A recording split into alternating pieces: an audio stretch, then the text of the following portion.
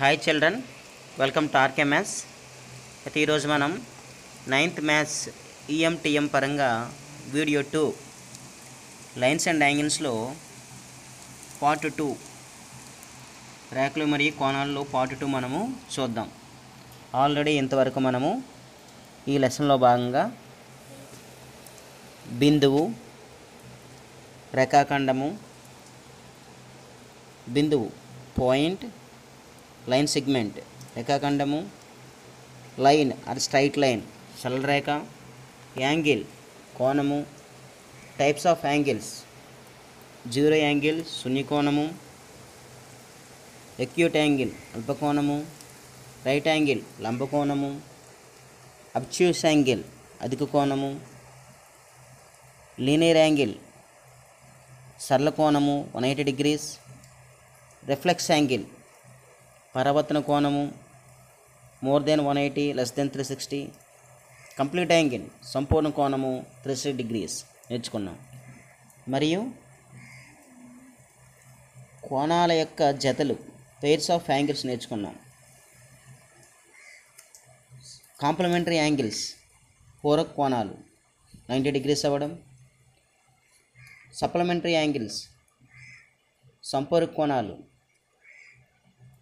180 degrees అవ్వడం, conjugate angles సంయుగ్మ కోణాలు 360 degrees అవ్వడం.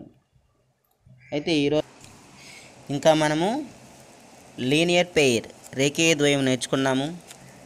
అలాగే యాంగిల్స్ అట్ ఏ పాయింట్ ఒక బిందువు వద్ద కోణాల మొత్తము 360 degrees అని కూడా నేర్చుకున్నాం. అయితే ఈరోజు లెసన్లో భాగంగా యాంగిల్స్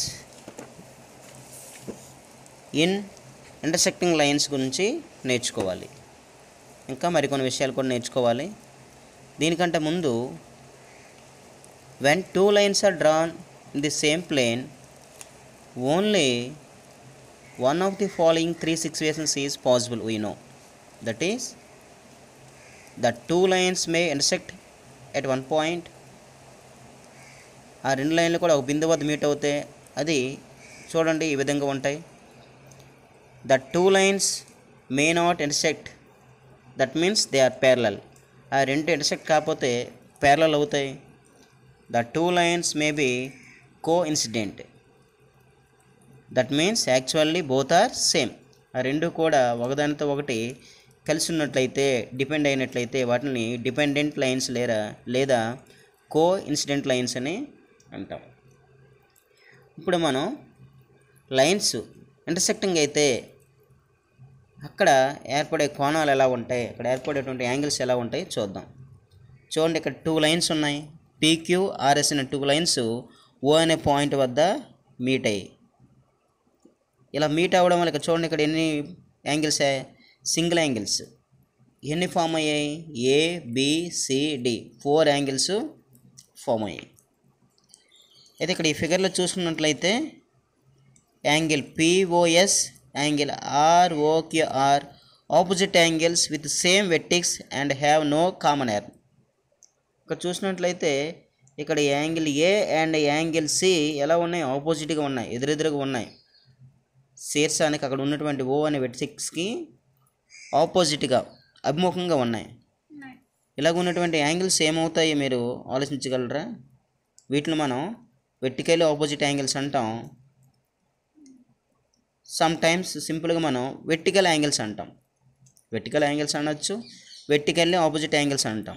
తెలుగులో శీర్షాభిముఖ కోణాలు, సింపుల్గా శీర్ష కోణాలు అంటారు. ఈ శీర్ష కోణాలు ఎప్పుడు కూడా సమానంగా ఉంటాయి.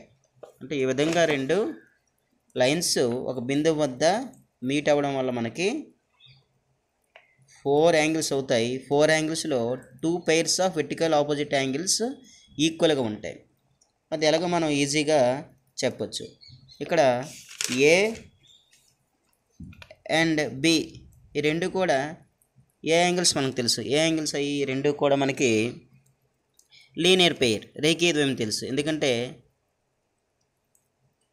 ఆ రెండు కూడా లైన్ పైన ఉన్నాయి కాబట్టి, మళ్ళీ అడ్జసెంట్ అయ్యాయి కాబట్టి A+B 180 and B+C 180, C+D 180, D+A 180 అని మనం చెప్పగలం. దీన్ని కొంచెం సాల్వ్ చేసినట్లయితే మనకి ఖచ్చితంగా అక్కడ ఆపోజిట్ యాంగిల్స్ ఈక్వల్ అని వస్తాయి.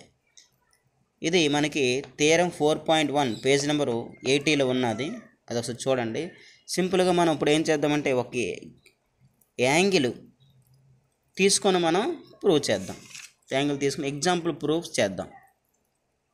ఫర్ సపోజ్ ఏ 40 అయితే బి ఎంత అవుతుంది? 140.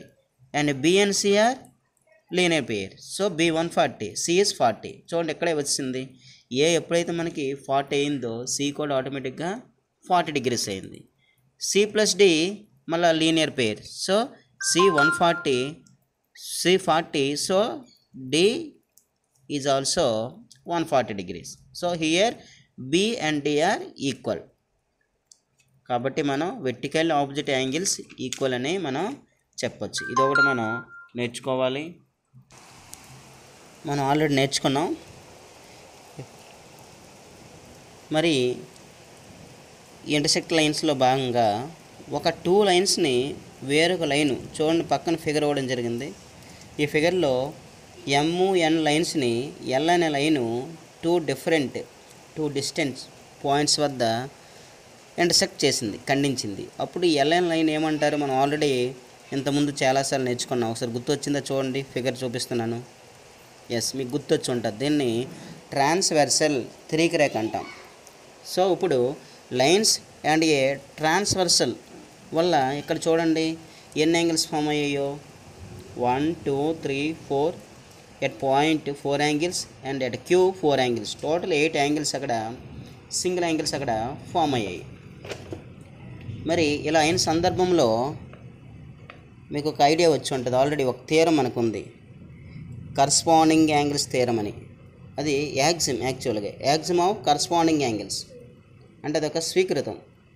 అంటే axioms are in geometry they are self evident truths అని మనం 3rd లెసన్ నేర్చుకున్నాం. అంటే స్వీకృతాలు అనేవి స్వయం నిర్దేశిత సత్య ప్రవచనాలు. అంటే వాటిని నిరూపించడానికి మనకు అవకాశం ఉండదు. వాటిని ఆ విధంగానే స్వీకరించాలి మ్యాథ్స్లో కొన్ని. అటువంటి వాటిని ఏమంటామంటే యూనివర్సల్ ట్రూత్ని యాక్సిమ్స్ అంటాం. ఈ యాక్సిమ్ ఆఫ్ కరస్పాండింగ్ యాంగిల్స్ ఏం చెప్తుందంటే if a transversal intersects a pair of parallel lines then each pair of corresponding angles are equal. అటువంటి సందర్భంలో కరస్పాండింగ్ యాంగిల్స్ అంటే సదృశ్య కోణాలు అనేవి సమానం అవుతాయి. అయితే ఇక్కడ సదృశ్య కోణాలు అంటే ఏమిటి అనే విషయాన్ని మనం చూసినట్లయితే మనకి అర్థమవుతుంది. ఇప్పుడు ఒక 2 ప్యారలల్ లైన్స్ని ఒక ట్రాన్స్వర్సల్ లైన్ ఇంటర్సెక్ట్ చేస్తే మనకు అక్కడ 8 యాంగిల్స్ ఫామ్ అవుతున్నాయి అని ఆల్రెడీ ఫిగర్లో చూసాం. ఇప్పుడు కరస్పాండింగ్ యాంగిల్స్ అంటే తెలుసుకుందాం. కరస్పాండింగ్ యాంగిల్స్ తెలుసుకొని మిగతా ఈ ట్రాన్స్వర్సల్ ప్యారలల్ లైన్స్ వద్ద ఏర్పడే మిగతా టైప్స్ ఆఫ్ లైన్స్ యాంగిల్స్ మనం తెలుసుకొని ఈ క్లాస్ని మనము ముగిద్దాం. సరే చూడండి, ఇక్కడ కరస్పాండింగ్ యాంగిల్స్ అంటే ఒకే రకంగా కనిపించేటువంటి యాంగిల్స్. ఇప్పుడు యాంగిల్ 2, యాంగిల్ 6 పరిశీలించండి. యాంగిల్ 3, యాంగిల్ 7 పరిశీలించండి. యాంగిల్ 1, యాంగిల్ 5 పరిశీలించండి. యాంగిల్ 4, యాంగిల్ 8 పరిశీలించండి. చూడండి వీటిని కట్ చేసి వాటిని జాయిన్ చేస్తాను. అవి ఒకదానికొకటి కోయిన్సైడ్ అవుతాయి, ఒకదానికి ఒకటి ఈక్వల్గా మెర్జ్ అవుతాయి. కాబట్టి క్లియర్గా ఈ ఒకే రకం కనిపిస్తున్న కోణాలు మనకి అర్థమవుతుంది. వీటిలో మనం కరస్పాండింగ్ యాంగిల్స్ అంటాం. ఈ యాంగిల్స్ ఎప్పుడు కూడా ఈక్వల్గా ఉంటాయి. దీన్ని బేసిస్గా తీసుకొని మనం మిగతా యాంగిల్స్ అన్నింటినీ కూడా మనము ఈక్వల్ అని మనం ప్రూవ్ చేయొచ్చు. ఇప్పుడు మీకు థియరమ్స్ 4.2, 4.3 పేజ్ నెంబర్ 87లో ఉంటాయి. వీటిని మీరు చూసినట్లయితే మీకు అర్థమవుతుంది. నేనైతే మామూలుగా చెప్తాను చూడండి. ఈ బొమ్మ ద్వారా మనం కొన్ని నేర్చుకుందాం. ఇంకో టైప్స్ ఏంటంటే ఆల్రెడీ ఇప్పుడు కరస్పాండింగ్ యాంగిల్స్ పేర్స్ చూసాం కదా. ఏంటి మరొకసారి చూద్దాం. Corresponding angles pairs angle 2, angle 6, angle 3, angle 7, angle 1, angle 5, angle 4, angle 8. అంటే ట్రాన్స్వర్సల్కి ఒకే సైడు, అలాగే ప్యారలల్ లైన్స్ కూడా ఒకే సైడ్ ఉన్నటువంటి యాంగిల్స్ని ఏమంటామంటే కరస్పాండింగ్ యాంగిల్స్ అంటాం. అంటే అటు పక్క ట్రాన్స్వర్సల్కి ఒక సైడ్ ఉంటాయి, అలాగే ప్యారలల్ లైన్స్ కూడా ఏదో ఒక సైడ్లో ఆ రెండు కూడా కనిపిస్తుంటాయి. ఈ విధంగా కనిపిస్తే వాటిని కరస్పాండింగ్ సదృశ్య ఒకే రకంగా కనిపించే యాంగిల్స్ అని అంటాం. అవి ఎలా ఉంటాయి? ఈక్వల్గా ఉంటాయి.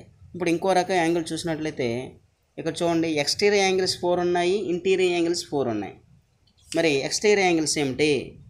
1, 2, 7, 8 ఈ రెండు కూడా out side of the parallel lines ఉన్నాయి కాబట్టి ఎక్స్టీరియర్ యాంగిల్స్ అంటాము, అంటే బాహ్య కోణాలను అర్థము. అలాగే ఇంటీరియర్ యాంగిల్స్ ఏమున్నాయి?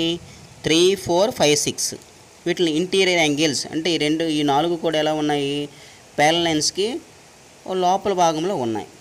వీటిని అంతర కోణాలని తెలుగులో అంటాం. అయితే వీటి మధ్య రిలేషన్ కూడా ఉంది. ఏంటంటే alternate interior angles are equal. Alternate interior angles are equal and the same side of transversal are supplementary. Each pair of interior angles on the same side of transversal are supplementary. Okay side ఉన్నటువంటి interior angles ఏమో అంతర్కోణాలు ఏమో supplementary. చెరోవైపు ఉంటే అంటే either side ఉంటే ఆల్టర్నేటివ్గా ఉంటే అవి ఈక్వల్గా ఉంటాయి. చూడండి, ఇక్కడ ఆల్టర్నేటివ్గా ఉంటే ఈక్వల్గా ఉంటాయి, ఒకే సైడ్ ఉంటే 180 డిగ్రీస్ అవుతాయి. One side 180, either side equal. అలా క్లూ కూడా గుర్తుంచుకోవచ్చు, one side 180, either side equal. అలాగే ఆ యాంగిల్స్ మనం చూసినట్లయితే యాంగిల్స్ అవుతాయి. చూడండి, ఇక్కడ ఇంటీరియర్ యాంగిల్స్ 3, 4, 5, 6 కాబట్టి 3, 5 ఆల్టర్నేటివ్ కాబట్టి ఈక్వల్. 4, 6 ఆల్టర్నేటివ్ అంటే ఎయిదర్ సైడ్ కాబట్టి ఈక్వల్. 3, 6 వన్ సైడ్ కాబట్టి 180, 4, 5 వన్ సైడ్ కాబట్టి 180. అలాగే సేమ్ బేసిస్ మీద మనం ఎక్స్ట్రా యాంగిల్స్ చెప్పగలరా? Yes, 1, 7 alternative extra angles either side కాబట్టి ఈక్వల్ అంటే 1 equal to 7, angle 2 equal to angle 8 either side కాబట్టి ఈక్వల్. మరి వన్ సైడ్ ఉన్నటువంటి ఎక్స్ట్రా యాంగిల్స్ ఒకే సైడ్ ఉన్నటువంటి బాహ్య కోణాలు 2, 7 వన్ సైడ్ ఉంటే 180, ఎయిదర్ సైడ్ ఉంటే ఈక్వల్. ఎయిదర్ అంటే చెరో వైపుని అర్థం చేసుకోండి. వన్ సైడ్ ఉంటే 180, ఎయిదర్ సైడ్ ఉంటే ఈక్వల్. ఎయిదర్ సైడ్లో ఏ ఉంది కాబట్టి ఈక్వల్, వన్ సైడ్లో 1 ఉంది కాబట్టి 180. ఆ విధంగా గుర్తుంచుకోవచ్చు. కాబట్టి 2, 7 అనేది angle 2 plus angle 7 180, angle 1 plus angle 8 అనేది 180 డిగ్రీస్ అవుతుంది. ఈ విధంగా 1 ట్రాన్స్వర్సల్ 2 ప్యారలల్ లైన్స్ ఉంటే మొత్తం 8 యాంగిల్స్ ఫామ్ అవుతాయి. ఈ 8 యాంగిల్స్ ఉన్నటువంటి రిలేషన్ మనం చూసాం. Corresponding angles are equal, alternate interior angles are equal, alternate exterior angles are equal, one side interior angles are 180, one side exterior angles on the same side of transversal are supplementary. Supplementary means 180 degrees. ఇంకా మరొక 2 భావనలు ఉన్నాయి, మరో 2 concepts ఉన్నాయి. ఆ 2 concepts కూడా మనకు వచ్చినట్లయితే మనము ఈ లెసన్ మొత్తం 4.1 నుంచి 4.4 వరకు ఉన్న ప్రాబ్లమ్స్ మొత్తం చేయొచ్చు. కాబట్టి అది కూడా చెప్పి మనము నెక్స్ట్ మనం ప్రాబ్లమ్స్లోకి వెళ్దాం. ఇంకోటి ఆల్రెడీ తెలిసిందే, మీకు తెలుసు. ఒక ట్రయాంగిల్లో ఉన్నటువంటి some of interior angles of triangle ఎంత అవుతుంది మీకు గుర్తొచ్చి ఉంటుంది. ఆల్రెడీ 12 లెసన్లో లెజెండ్ ఆల్రెడీ చెప్పి ఉన్నాడు. ఏమిటది? 2 రైట్ యాంగిల్స్ లేదా 180 degrees. Some of interior angles of a triangle is 180 degrees. Already మనం అది 7th క్లాస్లో ప్రూవ్ చేసాం. ఇక్కడ ట్రయాంగిల్ అని చూడండి, ఈ ట్రయాంగిల్లో angle 1 plus angle 2 plus angle 3 is 180 degrees. అలాగే ఎక్స్టీరియర్ యాంగిల్స్ ప్రాపర్టీ కూడా మనకు తెలుసు. The exterior angle of a triangle is sum of its interior opposite angles. త్రిభుజంలో బాహ్య కోణము దాని అంతరాముఖ కోణాల మొత్తానికి సమానము. ఈ విషయం కూడా మనకి తెలుసు, అది కూడా ప్రూఫ్ మనం చేసాం. ఇక్కడ డయాగ్రమిక్ ప్రూఫ్ చూపిస్తున్నాను. ఇక్కడ చూడండి, ఇక్కడ ఈ కట్ చేసి పెడదాం. ఇక్కడ 1, 2 కట్ చేసి పెడితే ఇక్కడ 3 వద్ద ఉన్నటువంటి బాహ్య కోణానికి 2 కూడా మెర్జ్ అవుతున్నాయి చూడండి. కాబట్టి ఈ విధంగా బాహ్య కోణము దాని అంతరాముఖ కోణాల మొత్తానికి సమానము అనే విషయాన్ని మనము తెలుసుకోవచ్చు. అలాగే యాంగిల్ 1, యాంగిల్ 2, యాంగిల్ 3 ఈ 3 యాడ్ చేస్తే చూడండి, జాయింట్ చేస్తే ఏమొచ్చింది? 180 డిగ్రీస్ ఫామ్ అయింది, అంటే హాఫ్ సర్కిల్ ఫామ్ అయింది. కాబట్టి in a triangle some of interior angles is 180 degrees, exterior angle is the some of it's opposite interior angles అనే విషయం మనకి గుర్తొచ్చి ఉంటుంది పాటికి. ఈ విధంగా మనకి యాంగిల్స్ లైన్స్ మనకి కాస్త ఐడియా ఉంటే మనం ఈ 4th చాప్టర్ చాలా ఈజీగా మనం చేయగలం. నెక్స్ట్ మనం ప్రాబ్లమ్స్ చూద్దాము. Okay, thank you. మళ్ళీ ఇంకో వీడియోలో కలుద్దాం.